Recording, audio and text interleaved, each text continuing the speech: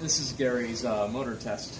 So we designed this layout here where you can take these sliders and slide them, and depending on where you drive the sliders, it determines the motor power.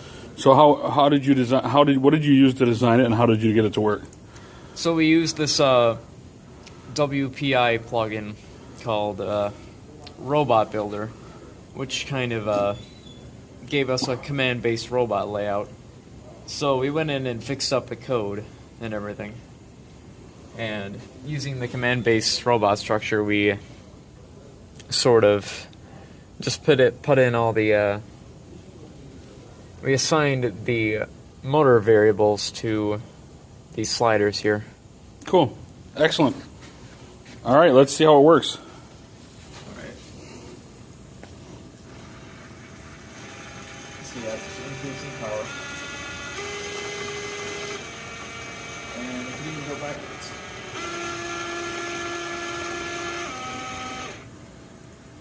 Yep. That's awesome. So how does it all work on the board here? Can you explain kind of how all this works? That's going into electrical stuff. You can be really generic. Basically, the Robo-Rio is hooked up to these motor controllers, and the Robo-Rio tells the motor controllers to operate the motor.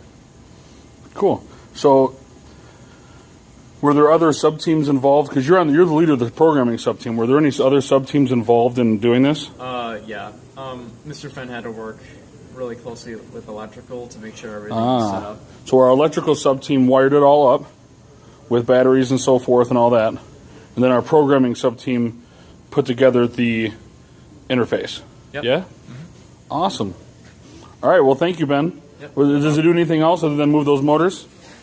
No. Not yet? No. But it's a good test thing to get everything working so we can test code out, right? Yep. Well, can you see any other things we might be able to do with it?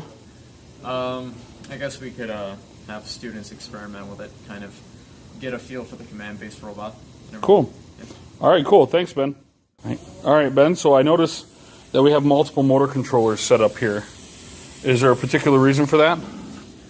Yes, Mr. Fenn is testing what he calls the linearity of the motors. So basically how the motor power, how that affects the speed of the motor, I guess, Okay. or the rate of rotation, Okay. and how linear all those differences are.